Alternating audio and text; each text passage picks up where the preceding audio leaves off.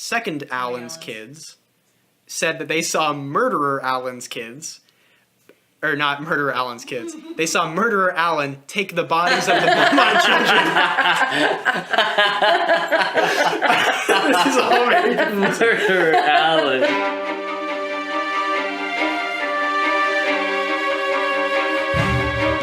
Welcome back, Mystery Seekers. Glad to have you back on another episode. Last week, we heard from Jenn talking about the Maura Murray case, and this week, you get to hear from me, Nate, about the Beaumont children. With me today is going to be Jenn, Taylor Dahl, and of course myself, Nate Doan. A few things to mention, first of all, about the case in general before we get into the details. First of all, this case, you have a question? First of all, this case currently has an active reward of $1 million. If you can... We're ready. If you can figure out where those scamps went off to, you'll get a clean $1 million. oh shit! Is that them? What was that joke? Anyway, I got my notes right here, so we'll go ahead and get started. This is also a very old case. It's actually been open for 52 years at this point. 52. What is this? Treats. It's a Scooby-Doo snack gummy.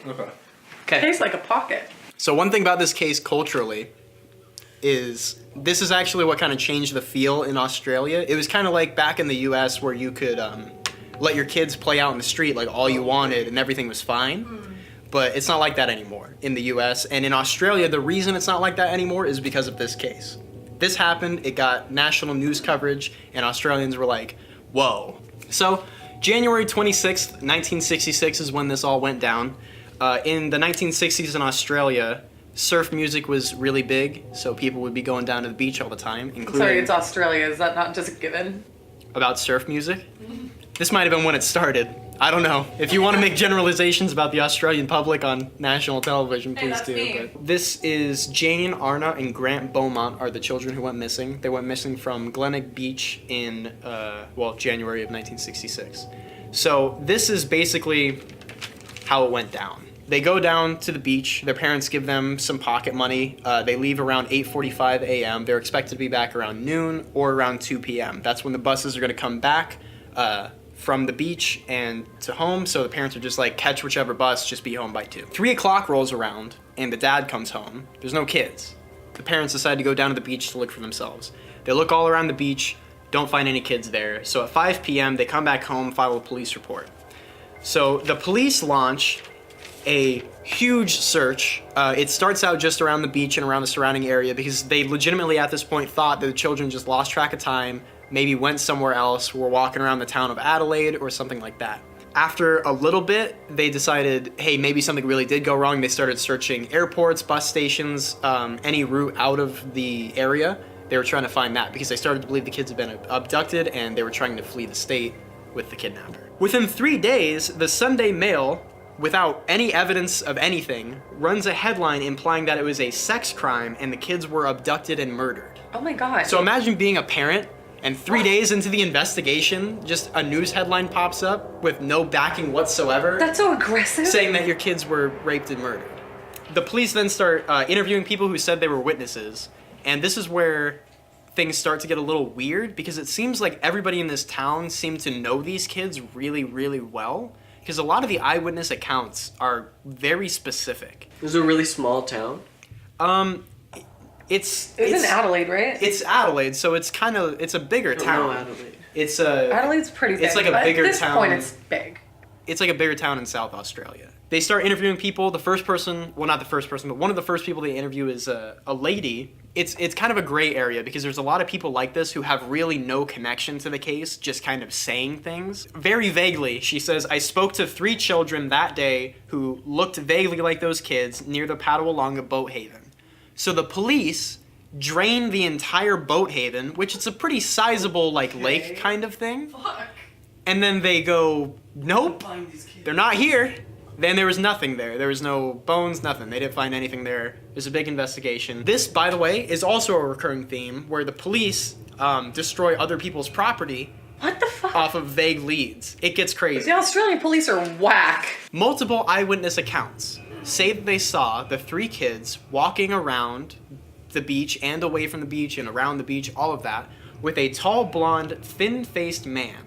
Multiple people saw the exact same person and with these 3 kids. Like I said, a lot of these people, for some reason, knew these kids. A lot of these eyewitness people were like, oh, right, the Beaumont children, I saw them with this guy. But they seemed to be really happy, so I just kind of let it be. It seemed like it must have been like a family friend or something like that. The kids were all laughing, and they were holding hands. They were holding hands with the man. If everybody knows them, then that's just like too weird. Exactly. If they You're know not like, the children, that's a strange man. and if all these people know the children, Yeah. and yet all these people don't know the man, like that would be strange. Exactly. But that's the other thing, is you have to remember that this is the case that Oh, made right. people aware Like, of oh these yes, children doing as they do. Before then, everybody thought like it couldn't happen, I think. Wait, what are the ages of the children again? So Jane is 9, Arna is 7, and Grant is 4. The man they were seen with was reported by all eyewitnesses. These were all the exact same eyewitness account. So even if there were some details that were different, who they saw was always the same. Right. Tall, blonde, thin-faced, mid to late 30s. The parents have stated Jane, the oldest, was extraordinarily shy. So she had no reason why she would be this affectionate with somebody who was a stranger to them. In fact, all of the kids were fairly shy, but Jane especially, who was leading all these kids around being the oldest, was the most shy. And actually, Arna, at one point before the disappearance, had remarked to her mother that Jane, quote, had got a boyfriend down at the beach. And the mother had assumed that this was just another playmate or a classmate. You know, it's a 9-year-old kid. It's probably something innocent. So they didn't even investigate it. So later that day, Jane and the kids go over to Wenzel's Bakery. Baker obviously knows these kids because everybody in this town knows these kids. And this is what the account from the baker says. Jane purchases a meat pie and some pasties with 1 Australian note. The shopkeeper said this was unusual as they had never bought a meat pie before. But here's the other thing. How much were they given? 6 shillings. So they didn't even have a whole. Right. So they had to have gotten it from somebody else. Which probably means that the man that was with them... Bought their food. Right. But didn't go He in didn't with come in with Well, that's them. so Exactly. He creepy. was not in there with them. Go on in and buy some meat pies. Children. Exactly. That's so weird, like, Well, especially back. if he's actively like, nope, I'm not gonna go in there with you, like, I don't want anyone to see me with you. Yeah, well, it's not confirmed that he was there at that time because the only time he was seen with them was just when they were walking around in the open. Okay. Whenever the kids went somewhere, he didn't seem anywhere to be found because the baker didn't mention seeing him. That's so weird. At 3 p.m., a postman's account, he's like a postman. He said it more like The Spider-Man. postman account, he's a postman. postman. The postman's account. The postman. The postman said, at 3 p.m., I saw the Beaumont children walking away from the beach towards their house. This postman knew the kids really well, and this is what I'm saying about how it's weird that all these people know these kids really well, because this is how well the postman knew these kids. The postman said that they were holding hands and laughing, and he thought that that was unusual, as usually when these kids were late, they would be frantic and a little bit more paranoid and like trying to get home quick. So he said that he saw them at 3 p.m. doing that and thought it was weird because he knew they shouldn't be out this late and thought it was weird that they were happy. But that could also just speak to the frequency that these kids go out, and like everybody always sees these 3 kids out together, and like probably pretty friendly kids, and it's kind of like a community thing to make sure like nobody's kids are getting stolen, Yeah. you know what I mean? So if they're seeing these kids every single day, you're probably going to start recognizing them and like their small habits, even if you don't know them personally. Yeah, exactly. I think it goes, it's less about everybody like knowing these kids and everybody just like literally seeing these kids all the time because their habit was to go out to this area. Yeah. Yeah. Postman then redacted this statement and said that he thinks he might have seen them in the morning and not at 3 p.m. That's weird. That's a pretty huge That's kind difference. of different. Yeah, that's weird. This section I've labeled Big Deal. After a few months, a woman reported that on the day of the disappearance, she saw 3 children matching those descriptions led into what she thought was an abandoned home. Later that night, she saw a boy walking alone before being roughly grabbed by the man who led them all into the house in the first place. It took her several months to tell the police that she saw this. In my opinion, this is also a falsified statement. There's a lot of these in this case. A lot of people faked a lot of shit in this case, which to me is the most interesting part. This whole account didn't have a source either. A man named Gerard Coisset. Gerard Coisset is the fucking hero of this story. Fancy. Because he is a parapsychologist psychic from the Netherlands. What? I'm sorry. Yeah. What the fuck is he? He's a parapsychologist / psychic. No. No, he's not. But we'll get into that. On November 8th, 1966, Sounds like a Gerard... degree you give yourself. I printed this out. Yeah. I've decided on this now. Really, I'm just good at Photoshop. Oh my god. He comes over from the Netherlands. He heads over to Australia. He's like, I'm going to get to the bottom of this, right? This is my favorite part of this story because it's fucking ridiculous. He comes in and he says, I'm a psychic. He does not claim to be a detective. He says to the public, I'm a psychic. I will figure this shit out. Instantly trust him. Exactly. So one day, right, after he's been there for about a week or however long he's been there, the police keep coming up to him. They go, what happened? Every day he gives them a different story. Then one day he points at a building and it was under construction when the kidnapping happened and had now been built. He points at that building and he says, we need to excavate that building. Those kids are buried in the cement in a brick kiln underneath this building and we need to excavate. The building owners go, hey, fuck you, man. You're a psychic. Look at Psycho. I'm not breaking my Cops fucking believe cement this? open. We'll get there. We're not breaking our whole cement floor open to look for some kids off your bullshit hunch. The public says, hey, no, fuck you. We're going with a psychic on this one. And they raised $40,000 to excavate the property. The police excavate the property and didn't find shit. Oh, Australia's crap. whack. They didn't find animal bones. They didn't find anything. There was nothing. In 1996, that same building was going underneath, or it was about to undergo partial demolition. So the building owners were like, hey, if you want to, we're gonna knock most of it down anyway. Do you want to check it again and like check the whole building? And the police were like, okay, sure. So they knock it down, they excavate some more, nothing, still nothing. And that was in 96. Right, yeah. What? I know 30 this years was later? originally happening in 66. Yeah. Oh my god. Mm-hmm. This next section is entitled The Joke of a Lifetime. 1960, this is a bit fucked up, by the way. This next part. In 1968, the Beaumont family received 2 letters. One of them was supposedly from Jane, written in her handwriting, and one of them was supposedly from their kidnapper. The letters spoke of the man appointing himself as the kid's guardian, but saying that he was willing to return them to the parents if they met him at this location at this time. I don't have that information, but it was all in the note. So the parents, tailed by a detective, decide to go to the location at the time. They get there, there's nothing, nobody there. So they wait around for a little bit, go home. Later, they end up getting another note from the supposed kidnapper again, saying that he knew that they brought a detective with them and was no longer willing to return the kids and was going to keep them forever now. In 1992, because of forensic evidence, they got these letters, by the way, 68, I believe. I think that's what you It said. said, yeah, 1968 they got these letters. In 1992, those letters were revealed as a hoax when fingerprint technology revealed it had been written by somebody who was a teenager at the time. They tracked that guy down, who's now 41 years old, and he explains that it's a joke. It was just a joke he played on the family. The police didn't arrest him because of how much time has passed, but I imagine they weren't that happy about that. What? It's not funny. So here's some information about the main suspects in the case. This is the last part I'm going to talk about, just because I find like this is where it all connects. I saved my personal favorite for last, but I'm going to start out with who they think the main suspect is, and his name is Arthur Stanley Brown. Most of the people who I'm going to be talking about are in jail because of it's usually about murdering somebody between the ages of 15 to 22 or general sex crimes. Some of these guys have murdered multiple kids like that. They're all kind of in the same realm of crime. He bears a striking resemblance to the drawings of the suspect, and he's believed to be connected to not only the Beaumont disappearance, but the Adelaide Oval disappearance. Now, this is something I'm going to talk about a little bit more in another episode, because I do want this to be the next case that I talk about, since it's related to this case.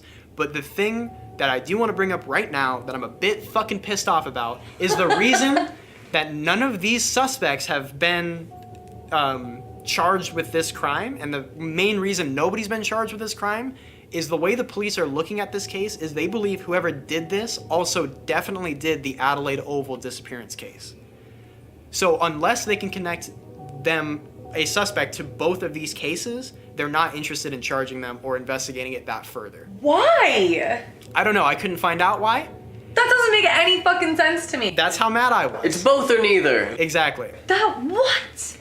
Many of the eyewitnesses from Glenelg Beach, when this guy got arrested for his other crimes, they saw his photo on TV and they were like, that's the guy. That guy did it. That's what he looks like. And the police had also, there was something that they had said about how he really hadn't aged since that time. Whatever he looked like in the 60s, he still pretty much looks like that. So anybody who saw him on TV and was like, that's the guy, they're probably right. So they've completely discounted him from the case. How the fuck? Oh my god. Next guy, James Ryan O'Neill. He was jailed for murdering a 9-year-old. In 1975, he told people that he abducted the Beaumonts. When he was arrested and convicted of crimes he had evidence of committing, he was questioned by the police about this and he was like, no, I just said that because I wanted to take credit for the killing. He kept saying that and it more or less kind of sounds like he means it. And the police also have zero evidence connecting him to the case, right? So not only does he say he doesn't do it, the police can't find any reason to charge him with it at all. Like, he wasn't even around there at the time. But people have written books and made movies about how this guy is the killer. And every time it comes out, he goes, no, please, no, don't publish that. No, this poor guy. How can they do that? Like, okay, but to be fair, he did bring it on himself. Because Exactly. He was like, I fucking did it. And then he was like, just kidding. Like, it was a big spoof and a goof. Like, I didn't fucking mean it. Dude, don't tell people that you killed somebody because then people are going to be like, guess what? That guy killed people and you're going to severely regret it. Like, what? So I think That's insane. Isn't that like slander? Against himself? It can No, be. but like if you took it back, like if people make movies now, like isn't that like The thing is, though, it's all speculative, and he's in jail, so he only has so many rights. And, oh, he's in jail? Yeah. He has no rights. Well, he's in jail for killing a 9-year-old. That's what I was saying. Oh, then Yeah, he has no rights. He's whatever. gone forever. Yeah, okay. Thank God. The most recent version of this, I think it was like 2004, 2005, somebody was publishing another book, and that's how recent it's been that people have been doing this, and he's been like, please stop! And they just won't stop. Dude, then don't start a rumor about yourself. He appeals for like early release, and the judge was like, I was considering it, but I read this book last week, you see. Oh, man. It doesn't look too good. It just sounds like the cops fucked this whole thing up. Like, there wasn't enough actual investigation into people that potentially did it. Do you want to hear They weren't the epitome of that? Yes. This is my guy. This is my favorite guy in this case. As in the guy who I think maybe we should take a look at. Bevan Spencer Von Enum. And at the top here, I've written, fuck this guy. He was given life in prison in 1984 for murdering a 15-year-old. Police believed him to have multiple accomplices and have been involved in many of the cold cases in Australia at the time. Von Enum has refused to speak about his connection to any other crimes that he is not in jail for. So if he's not already been charged for them, he's not interested in speaking about it. He just says, like, I've been told by my lawyer not to talk about this. An informant, only known as Mr. B, called the police and told them that he had a conversation with Von Enum where Von Enum had boasted of having taken 3 children from a beach years earlier to conduct experiments. He said he performed brilliant surgery on them and connected them up. I'm sorry, is this where the human centipede came from? What in the actual fuck? Supposedly, one of the children died during the experiments, so he murdered the other 2 and left their bodies south of Adelaide in some brush. This Mr. B had previously given info to the police that led to solving other cold cases and was thought to be a very, very reliable source. Von Enum was known to frequent Glenelg Beach to perv on changing rooms and gawk at children. However, at the time, he was 20 or 21, not in his mid to late 30s. His victims were also all older than the Beaumonts, generally being around the age of 15 to 22. That makes it better. Which would make this an unusual killing for him, which is what the police say. But the killings that he has been confirmed as performing, they did confirm that most of them had a surgical experimentation MO with most of his victims. So, I mean, this guy is clearly just insanely fucked up. Why does it matter that, like, the ages are a little bit different than what he would normally go for? Ew. I believe the only people who the police think could have possibly done it are Brown and Von Enum, as they're the only two who could have committed both the Adelaide Oval case as well as the Beaumont children case. So that's it for the most part. Where do you think those kids went? Oh, that's insane. It's There's no way they're alive. it's an upsetting case. It's a very It's so upsetting dark. case. And it's not even one person anymore. I mean, even everything that we talked about, it was just the one. And This affected an entire country. Yeah. This and the Adelaide Oval case. that went from a safe community sometime in the 60s to suddenly everybody locking their windows and doors and but that's like a whole new thing for them, like especially back in the 60s. Yeah. That's pretty much kind of how it was everywhere, just like, okay, fuck it, go outside, Yeah. like make sure you come home. That's all it really was. But I mean, for one thing to like affect a country so much is insane. It's really sad. Yeah, I just can't believe that they don't have a suspect, they don't have a body or anything like that. You know, Yeah. I feel like the police aren't taking this case as well as they really should. I feel like we need to be searching the brush. I think, while I do think it's important for police to keep their informants, I also do think that Mr. B needs to be investigated. How in the fuck does that guy know about that many crimes Right. for him to just be like a really trusted informant? Well, like they said, they think that Von Enum had multiple accomplices and was involved in multiple disappearances. So I'm wondering if it's maybe some kind of crime ring or a human trafficking ring that had just been getting started and all these people are in on it and Mr. B is snitching on his friends. I think what Von Enum said, I think that's what happened. Yeah. Because I think that a killer like that, who's done that much crazy stuff to that many people, horrible, horrible, horrible things, I don't see why he would also need to lie about doing it to 3 kids. Already convicted for all these things, and he's known as like a terrible guy. I could see him just being like, "Oh, what, the Beaumont kids? Yeah, I did that too." Well, Sure." no, that's the thing Kinda though, is he adding didn't on. tell the police this, he told Mr. B this. So he told his friend before he got arrested that he did it. Oh yeah, for sure. It was definitely him. The police have just been fucked with so many times on this case. At this point, I don't blame them for not believing anybody. Yeah, The psychic. same. How did the psychic? What's his Honestly, name? that Gerard just starts to Croisset? sound like a weird part of a fucking movie. I have dude. arrived. He's the one who solved the fucking murder. What a piece of shit. Can you imagine? What mindset do you have to fucking be in? You know Oh, what to I'm gonna just do? barge into a fucking investigation A whole and just country? be like, by the way, I'm a psychic. Like, My that chance. person's a lunatic. Gerard Croisset, if you're still alive and you're watching this, go fuck yourself. Yeah, fuck you, man. I mean, that's pretty much it, right? Like, Damn, yeah, I have nothing else, dude. That story left me a little burnt out. isn't that So the fucked up? last time they were actually seen Was that day at the beach? was that day, January 26th? No, but 19 like was so after the Bakers, like they were walking towards home was the last time they were. That might be a falsified statement. But I mean, you also really can't trust your own memory because, like, every time you remember something, it's just you remembering the last memory you had of that moment. Yeah. So your memory is like